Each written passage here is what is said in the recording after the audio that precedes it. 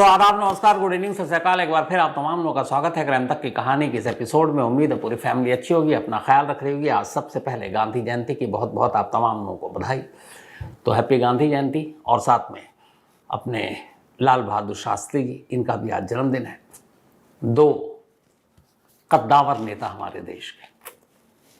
तो आज 2 अक्टूबर, तो इन दोनों के इन जन्मदिन के दिन शुरुआत करते हैं अब सीधे देश की राजधानी दिल्ली से आई एक अजीब कहानी की। आमतौर पर जब कत्ल होता है तो कत्ल की तफ्तीश पुलिस करती है, फिर पुलिस उस कत्ल के केस को सुलझाती है। अब थोड़ा बैठकर तसल्ली से सोचिए, अगर पुलिस ही कत्ल कर दे तो फिर सुलझाएगी तो खैर पुलिस, लेकिन जब वो पुलिस वाला कत्ल करेगा तो उसके दिमाग में क्या चल रहा होगा? क्योंकि मालूम है उसे कि मैं पुलिस में हूँ। पुलिस वाले कैसे केस की इन्वेस्टिगेशन करते हैं, तफ्तीश करते हैं, एक केस को कैसे सुलझाया जा सकता है और एक केस को कैसे उलझाया जा सकता है। तो सुलझाने और उलझाने की बारीकियों से वो अच्छी तरह वाकिफ होता है। ये कहानी एक ऐसे ही पुलिस वाले की है। मर्डर इन पुलिस, अगर इंग्लिश में शायद कहें तो। मैं बनर्जी से बात कर रहा था। बात 2 साल पुरानी है। 2 साल पहले दिल्ली पुलिस में एक लेडी कांस्टेबल, नाम मोना यादव, रहने वाली बुलंदशहर की, 2012 में, सबसे पहले तो 2 साल पुरानी कहानी है लेकिन उससे पहले भी थोड़ा और चलना पड़ेगा। 2012 में दिल्ली पुलिस में एक शख्स हेड कांस्टेबल के तौर पर नौकरी ज्वाइन करता है। उसका नाम है सुरेंद्र सिंह राणा। वो पुलिस जो पीसीआर की वैन होती है उसमें बतौर ड्राइवर उसने नौकरी ज्वाइन की। उसके 2 साल के बाद 2014 में बुलंदशहर से आई एक लड़की जिसका नाम मोना यादव, वो दिल्ली पुलिस ज्वाइन करती है कांस्टेबल के तौर पर। मतलब वो कांस्टेबल थी और सुरेंद्र सिंह राणा उससे सीनियर हेड कांस्टेबल। बाद में दोनों की ड्यूटी एक साथ पुलिस कंट्रोल रूम में लगा दी जाती है। अब जब पुलिस कंट्रोल रूम में लगाई गई तो दोनों में दोस्ती भी हो गई। धीरे धीरे दोस्ती बढ़ती गई। सुरेंद्र सिंह शादीशुदा और एक बच्चे। लेकिन मोना जो यहाँ आई थी कांस्टेबल में, उसने नौकरी की, पढ़ने लिखने में बेहद तेज ज़हीन दिमाग, और उसके सपने भी बड़े थे। उसका मकसद था लाइफ का कि उसे यूपीएससी क्रैक करना है और उसे आईपीएस अफसर बनना है, इंडियन पुलिस सर्विस को क्लियर करके। और आईपीएस का मतलब है सीधे आप एक असिस्टेंट कमिश्नर ऑफ पुलिस से अपनी नौकरी शुरू करते हैं। तो कांस्टेबल के तौर पर नौकरी तो कर रही थी, लेकिन उसने अपना शौक छोड़ा नहीं, लगन छोड़ी नहीं, और वो पुलिस में रहते हुए भी यूपीएससी की तैयारी करने लगी। इसी दौरान यूपी पुलिस के एग्ज़ाम के लिए फॉर्म निकला, उसने भर दिया। एग्ज़ाम में अपेयर हुई, बैठी, और यूपी पुलिस को उस एग्ज़ाम को क्लियर कर, वो सब इंस्पेक्टर के लिए एग्ज़ाम था, और वो एग्ज़ाम पास कर गई और वो सब इंस्पेक्टर बन गई। रिजल्ट आया, उसने देखा, अब उसके सामने ऑप्शन था, दिल्ली पुलिस में कांस्टेबल की नौकरी से रिज़ाइन करो और सीधे यूपी पुलिस ज्वाइन करो, वो भी सब इंस्पेक्टर। लेकिन उसने कहा नहीं, मैं सब इंस्पेक्टर की नौकरी ज्वाइन नहीं करूँगी। उसने दिल्ली पुलिस से रिज़ाइन कर दिया और उसने कहा, अब उसे एक बूस्ट मिला कि अगर मैं यूपी पुलिस में ये सब इंस्पेक्टर का एग्ज़ाम क्लियर कर सकती हूँ तो मैं यूपीएससी भी क्लियर कर सकती हूँ। ज़हीन थी ही। अब उसने यूपीएससी की तैयारी करने का फैसला किया पूरे लगन से। उसे लगा कि दिल्ली पुलिस की नौकरी करते हुए उसको पढ़ाई लिखाई में उतना वक्त नहीं मिलता है, पुलिस की नौकरी वैसे ही बहुत लंबी होती है। तो उसने इस्तीफ़ा दिया और अब उसने दिल्ली के मुखर्जी नगर इलाके में, जो हब माना जाता है, जो आईएएस बनना चाहते हैं या आईपीएस, वहाँ कोचिंग सेंटर और ये सारे बच्चे रहते हैं, या दिल्ली यूनिवर्सिटी में जो पढ़ते हैं वो सारे रहते हैं। तो वही मुखर्जी नगर में वो एक पीजी में अब रहने लगी और यूपीएससी की तैयारी करने लगी। इधर कहानी ये थी कि जब उसने दिल्ली पुलिस ज्वाइन किया और एक ही पुलिस कंट्रोल रूम में दोनों की ड्यूटी थी सुरेंद्र के साथ, सुरेंद्र उसे मन मन में चाहने लगा और उससे शादी करना चाहता था। हालांकि वो शादीशुदा था और एक बच्चे थे, लेकिन उसने मोना को ये बात बताई नहीं। उधर मोना की ज़िंदगी में ये था कि ये सब कुछ साइड में, सबसे पहले मुझे अपना सपना पूरा करना है, मुझे आईपीएस अफसर बनना है, मुझे यूपीएससी क्रैक करना है। तो वो उसी धुन में अपने पढ़ाई में लगी रहती। जब दोनों साथ में थे पुलिस कंट्रोल रूम में तो मिलने मिलाने का भी ज़्यादा मौका मिलता था। लेकिन अब वो आ गई तैयारी करने के लिए यूपीएससी, और इसी साल उसको 2020 में अपेयर भी होना था। तो अब उसने मिलना जुलना भी कब कर दिया। अब हेड कांस्टेबल को लगा कि ये मोना सब इंस्पेक्टर का एग्ज़ाम पास कर चुकी है, टैलेंटेड है, ज़हीन है, अब ये आईपीएस ना बन जाए, क्योंकि वो चाहता था कि वो उससे शादी कर ले। अब आईपीएस बनने का मतलब ये हेड कांस्टेबल और वो फिर सीधे एसीपी, तो हुक्म भी बजाना पड़ेगा। लेकिन यहाँ यह भी था कि वो उसके प्यार में पागल शादी करना चाहता था, मोना शादी करना नहीं चाहती थी, और एक तो उसे असलियत भी नहीं मालूम थी कि ये शादीशुदा है हेड कांस्टेबल। तो खैर वो उसे बहुत समझाता रहा शादी करने के लिए, लेकिन मोना मना करती रही, बोलेगी मेरे पास अभी वक्त नहीं है, मुझे तैयारी करनी है, मुझे एग्ज़ाम में अपेयर होना। इसी तरीके से वक्त बीतता रहा। बीतते बीतते 2020 आ गए। 2020 में दोनों ने फिर इस बात पे शादी को लेकर बातचीत शुरू हुई। कई साल हो गए थे लेकिन मोना इसके लिए तैयार नहीं थी। अब 20 से 21 आ गया लेकिन मोना तैयार नहीं हुई। इधर वो एग्ज़ाम में अपेयर होने की अपनी पूरी तैयारी कर रही है, सब कुछ चल रहा है। तभी सितंबर का महीना आया 2021 का, 2021। 8 सितंबर की ये बात है। सुरेंद्र गया मिलने के लिए मोना से, मुखर्जी नगर, उसके पीजी।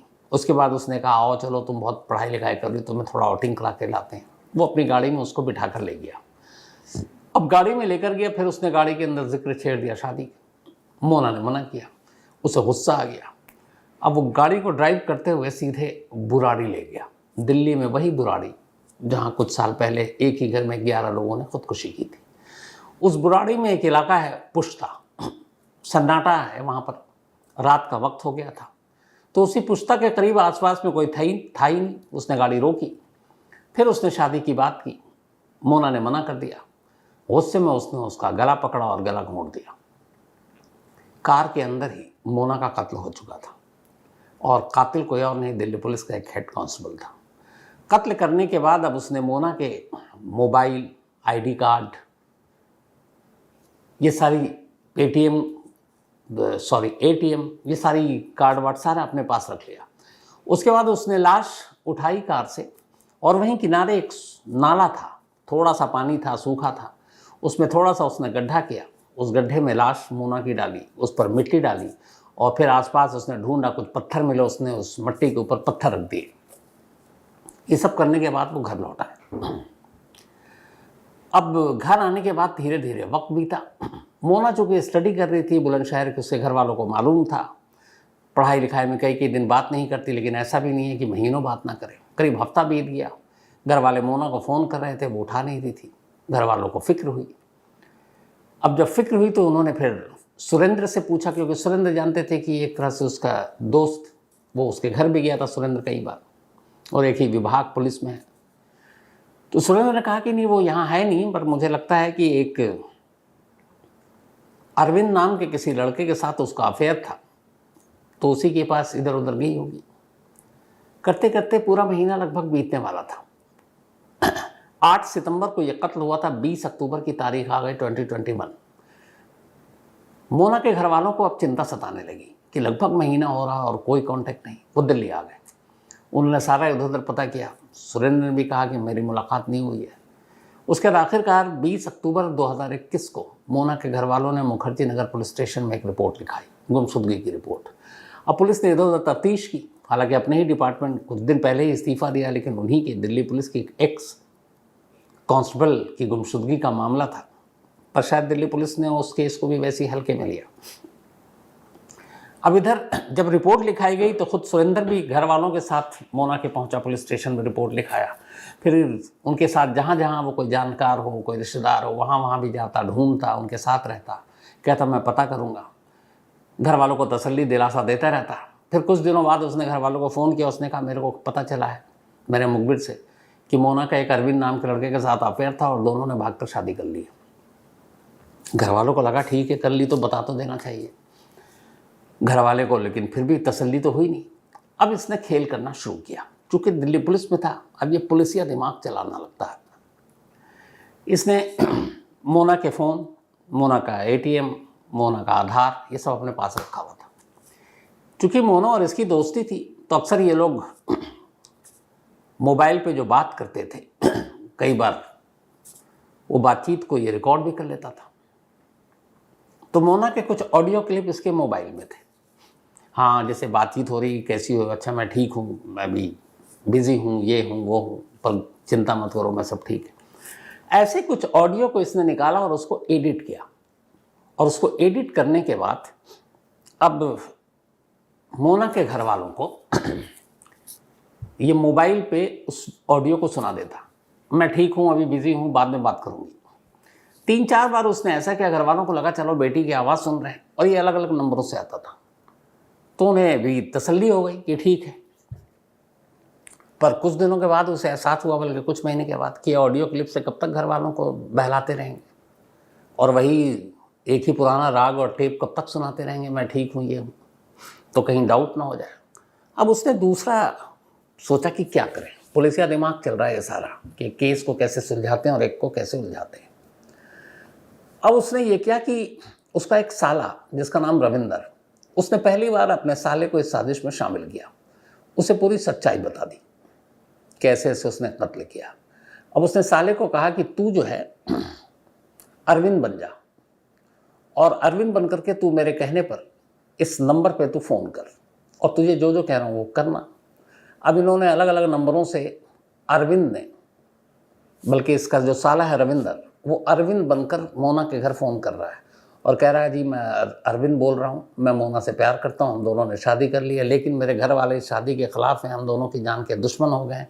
मैं अभी गुरुग्राम में हूँ, अभी पंजाब में हूँ, अभी हरियाणा में हूँ, अभी उत्तराखंड में हूँ, तो अभी भटक रहा हूँ जान बचाने के लिए, लेकिन मोना ठीक है, आप चिंता मत करो, सब ठीक हो जाएगा, थोड़े दिन में हम लोग लौट आएंगे। घर वाले कहते भाई मोना से भी तो बात करा दो, तो कहता नहीं वो अभी बहुत डरी हुई है, सहमी हुई है, तो जैसे ही मामला कूल होगा हम आपकी मोना से बात कराएंगे। घर वालों को लगा चलो, पहले ऑडियो मैसेज सुना, खुद अरविंद जिसके साथ शादी की बात हो रही है वो भी फ़ोन कर रहा है, तो तसल्ली होती गई। लेकिन अब अरविंद से भी बार बार फ़ोन नहीं करवा सकता था, 2-4 बार तक तो ठीक है, क्योंकि घर वाले कहते भाई एक बार तो मोना से बात कराओ, तो फिर कोई जवाब नहीं होता।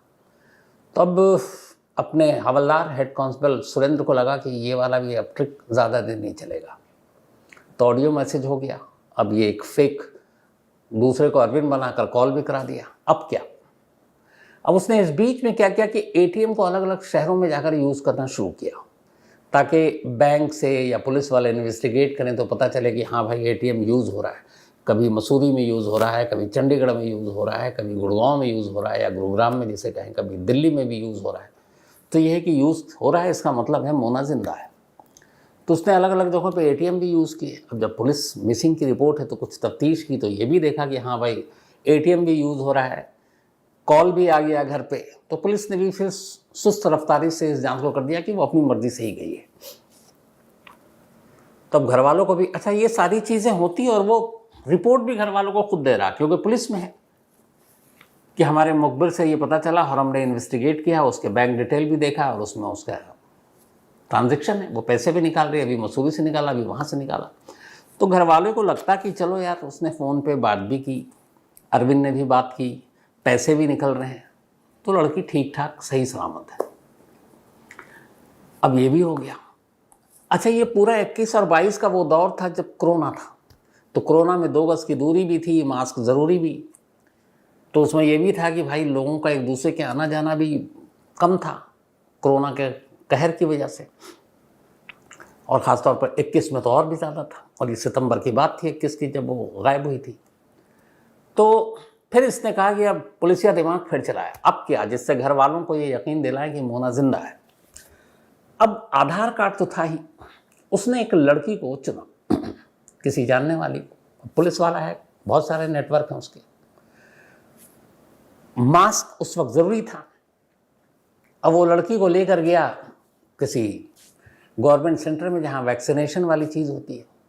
लड़की मास्क लगाई हुई है, उसको वैक्सीन लगानी है, वैक्सीन लगाया, वैक्सीन के लिए आधार कार्ड ज़रूरी होता है, क्योंकि उसी के ज़रिए आपके ऊपर डिटेल भी आता है। अब इसने आधार कार्ड दिया, मोना का नंबर दिया, एक फेक दूसरा जिससे ये बात हो रही थी, उसके बाद वैक्सीनेशन हो गई, उसके सर्टिफिकेट आ गए।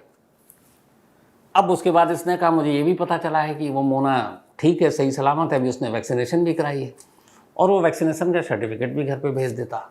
तो घर वालों को लगता है यार ATM भी यूज़ हो रहा है, फ़ोन भी उसने किया, अरविंद ने भी बात की, इसका वैक्सीनेशन भी हो रहा है, लड़की सही सलामत है। अब वैक्सीनेशन भी हो गया, आगे क्या?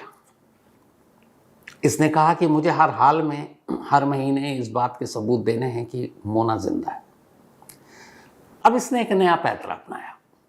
इसने ये किया कि चाहे वो चंडीगढ़ हो, मसूरी हो, जयपुर हो, दिल्ली हो, गुरुग्राम हो, दिल्ली नहीं, दिल्ली को छोड़कर बाकी सारी जगहों पर, देहरादून हो, इसने अलग अलग कॉलगर्ल को चुना, लड़कियां, और उसके बाद 2-3 बार खुद उनको लेकर, 2-3 बार अपने साले को भेजा, और अलग अलग होटलों में जाकर वो रुकते। जैसे ये खुद भी जाता किसी कॉलगर्ल को लेकर, जब वहाँ रिसेप्शन पे जाता तो एंट्री में उसका नाम मोना यादव लिखा था। अब वो आईडी मांगते तो वो आधार कार्ड दे देता। तो होटल में भी आधार कार्ड ज़रूरी है, तो होटल वाले भी देखते हैं हाँ भाई आधार कार्ड है, तो उसकी कॉपी भी रख लेते हैं और नाम भी मोना के नाम पर एंट्री। अब है लड़की कोई और, लेकिन रह रही है मोना, और एक नहीं, आता दर्जन ऐसे होटलों में, और वो सारी होती थी कॉलगर्ल। अगले दिन फिर ये लोग चेकआउट कर लेते। फिर ये घर वालों को पुलिस वाला बनकर फ़ोन करता, कहता भी मेरे मुखबिर से पता चला है कि मोना वहाँ मसूरी के एक होटल में रुकी हुई है। अब घर वाले भी कहते चलो भागो। अब ये भागते यहाँ से, खुद जाता लेकर होटल में पहुँचता, इन्वेस्टिगेट करता, रजिस्टर देखता, गेस्ट रजिस्टर, इसका देखता कि हाँ मोना का नाम है, आधार कार्ड है, लेकिन होटल वाला बताता भाई वो तो निकल लिए परसों ही सुबह। अब वो इधर उधर मसूरी घुमाता है, या देहरादून घुमाता है, या चंडीगढ़ घुमाता, और फिर कहता रहे थोड़ा सा लेट हो गया वरना मिल जाती। लेकिन इन होटलों में इस आधार कार्ड की मौजूदगी और मोना यादव के नाम से रूम, घर वालों को फिर यकीन हो गया कि यार वो जिंदा है। तो सारे सबूत, ATM से लेकर, वैक्सीनेशन से लेकर, उसका खुद शुरू का ऑडियो कॉल करना, होटलों में उसका रुकना, ये सारी चीज़ें मोना के घर वालों को धीरे धीरे ये यकीन दिला रही हैं कि मोना जिंदा है। अपनी मर्ज़ी से शायद उसने शादी कर ली है, और जब वक्त होगा तो खुद सामने आ जाएगी। इसमें कोई फॉल प्ले नहीं है, इसमें कुछ गड़बड़ नहीं है। और यही चाहता था हेड कांस्टेबल यानी कि हवलदार सुरेंद्र सिंह राणा। लेकिन ये सब करते करते करीब 1.25 साल बीत गए। सितंबर 2021 के बाद अब 2023 आ गया। 2023 में जुलाई का महीना था, इसी अभी 2 महीने पहले की बात। जो मोना है उसकी छोटी बहन एक, उस बहन को अब थोड़ा सा डाउट होने लगा। उसे लगा कि दीदी को गायब हुए करीब 2 साल हो गए, और 2 साल में 1-2 महीना कम। पढ़ने लिखने में ब्रिलियंट, एग्ज़ाम सब इंस्पेक्टर का पास की, UPSC उसका टारगेट, उसका सपना था। वो उससे कहती थी कि मैं IPS बनूंगी। और अगर उसने इश्क किया, शादी कर ली, तो घर वाले भी वो जानती है कि उसका विरोध करने का उस पर कोई असर नहीं है, तो आराम से यहाँ पे एडजस्ट हो जाएगी। लेकिन वो 1.25-2 साल से गायब है, और कभी भी डायरेक्ट इधर उससे कोई बात नहीं हुई, ना उसने कभी मैसेज भेजा। लेकिन अलग अलग जगह पे उसकी मौजूदगी आ रही है, लेकिन मौजूदगी इनडायरेक्ट आ रही है। तो वो भी क्योंकि उसकी बहन थी, उसके दिमाग में कुछ अब शक पैदा हुआ। उसे लगा कि ये कुछ खेल है, कुछ गड़बड़ है, क्योंकि बहन इनडायरेक्टली तो हर जगह है, लेकिन डायरेक्टली उससे पिछले 1.25-2 साल में एक बार भी बात नहीं हुई। वो अपनी माँ बाप इन सबको बताती है कि दीदी का इतने दिनों से ना कुछ गड़बड़ है। अब घर वालों को भी चिंता सच में हुई कि नहीं वो शादी वादी शायद नहीं की, अगर कर भी लेती तो शादी को भी 2 साल हो गए, अब तो मामला सुलझ गया होगा, और अगर घर वालों से उधर खतरा था तो वो इधर आ जाती, इधर तो सेफ थी अपने घर में। रिश्ता ऐसा था कि ये लोग इनकार भी नहीं करते, मान भी जाते। लेकिन इतना वक्त हो गया, उसके बावजूद कोई कांटेक्ट नहीं, और पहली बार ऐसा ज़िंदगी में। फिर इतनी सारी चीज़ें दुनिया में हो रही, अब उन्हें डर बैठ गया कि कहीं उनकी बेटी के साथ कुछ गड़बड़ तो नहीं। तब मोना की छोटी बहन ने अपने पेरेंट्स को तैयार किया, और उन्होंने कहा कि हमें दिल्ली जाना चाहिए। उसके बाद वो दिल्ली आए, उन्होंने कहा हमें पुलिस कमिश्नर से मिलना है। अब उसके बाद ये पुलिस कमिश्नर संजय अरोड़ा जी से जाकर पूरा परिवार मिलता है इसी जुलाई में।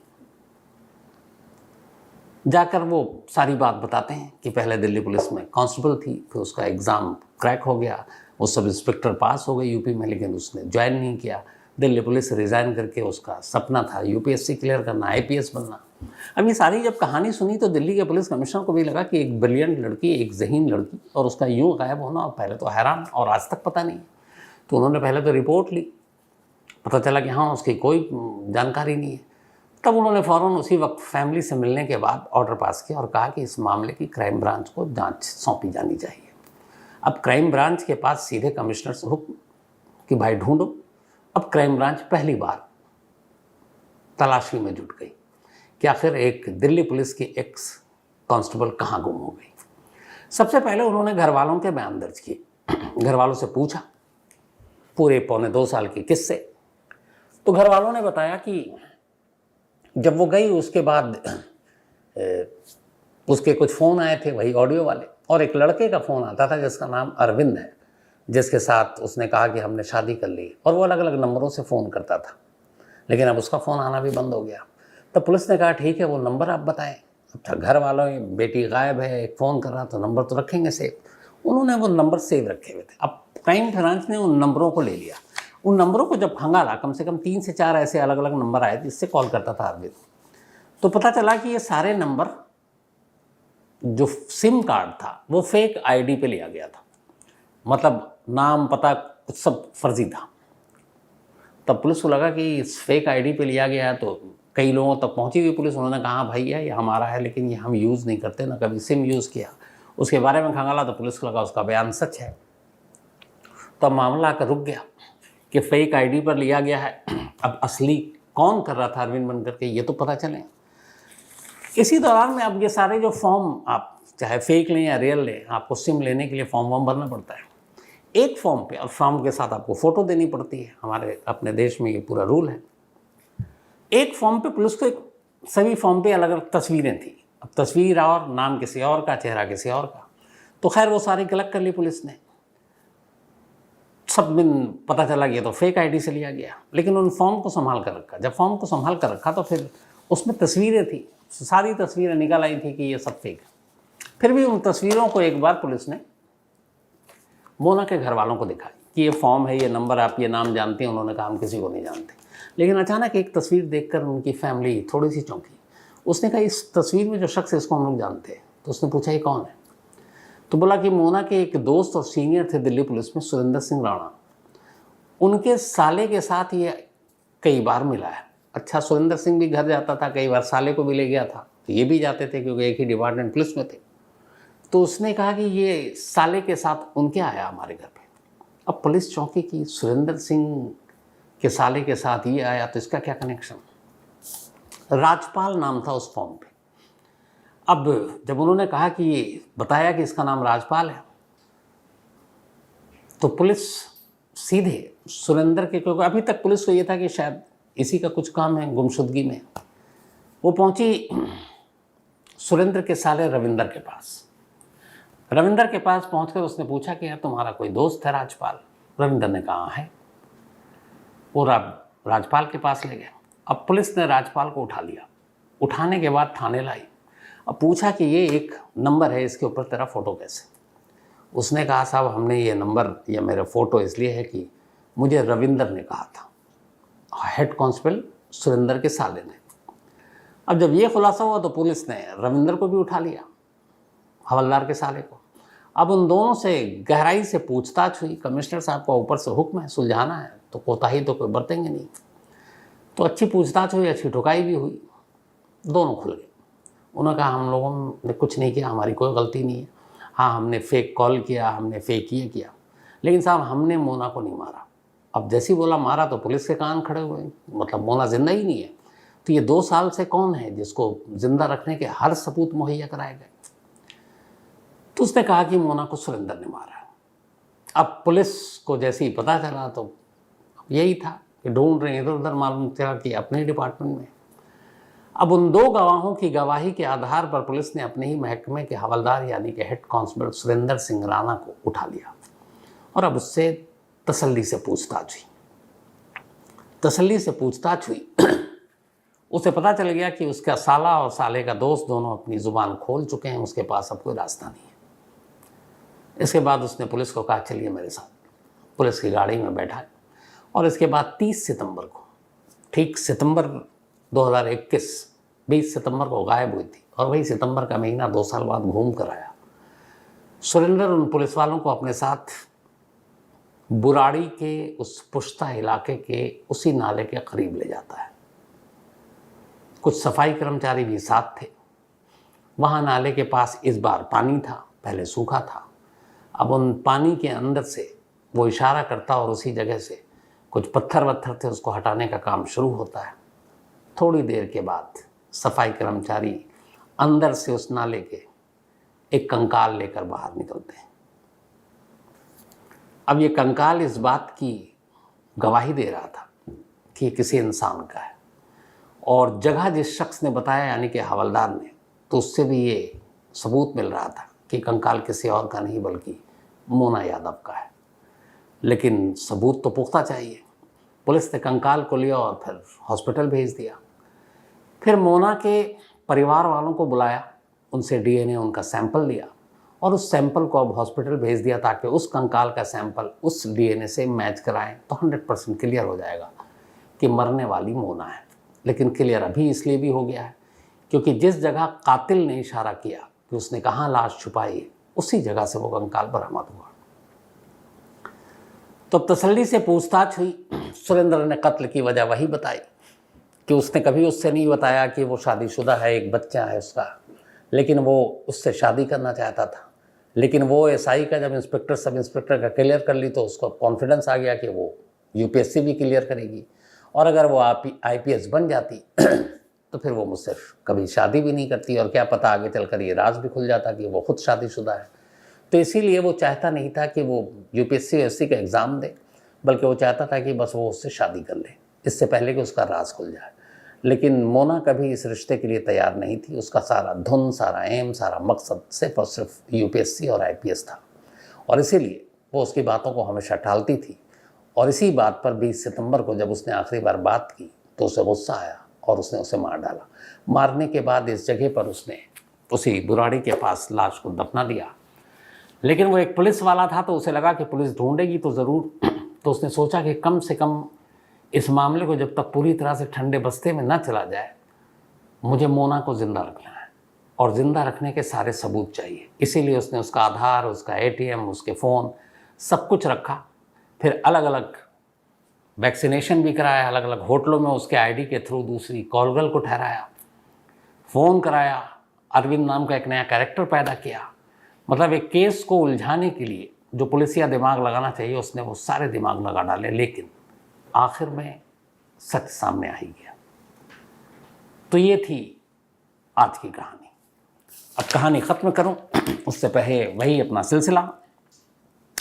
तो फिर से एक बार आज बापू का भी जन्मदिन है और लाल बहादुर शास्त्री जी का भी, तो इन दोनों को भी जन्मदिन की बहुत बहुत बधाई, शुभकामनाएं। हमारे देश में अगर ऐसे नेता आज के दौर में भी सारे आ जाएं तो क्या बात है। तो पूरी क्राइम तक फैमिली को एक तो गांधी जयंती और शास्त्री जी के जन्मदिन के लिए बधाई। इसके अलावा त्रिशा है, इनका आज जन्मदिन है। हैप्पी बर्थडे त्रिशा, अच्छा दिन है आप लोगों का भी। आज जितने लोगों का भी जन्मदिन है एक यादगार डे है आज 2 अक्टूबर गांधी जयंती। तो त्रिशा हैप्पी बर्थडे। और ये गौरव कुमार शर्मा जी की बिटियां हैं।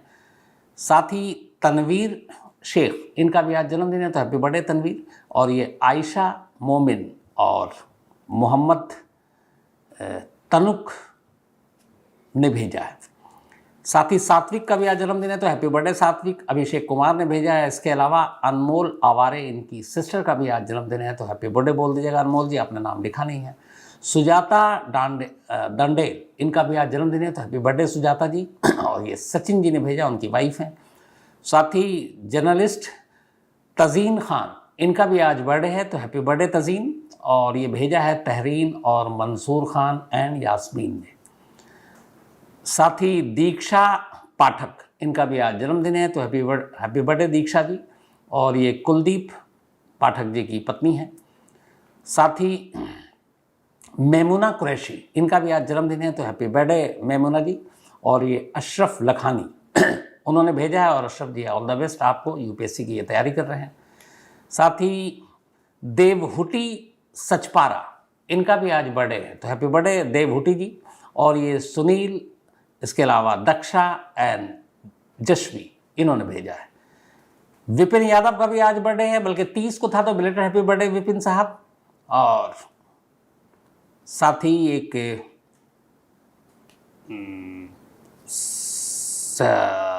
एक नाम है लेकिन भूल रहा हूँ, खुद ही लिखा हूँ, खुद ही पता नहीं, कोई बात नहीं, कल जिक्र करूंगा। तो आज कहानी में इतना ही। अब आपसे मुलाकात होगी कल रात 9 बजे किसी नई कहानी के साथ। तब तक अपना ख्याल रखिएगा। Thank you very much.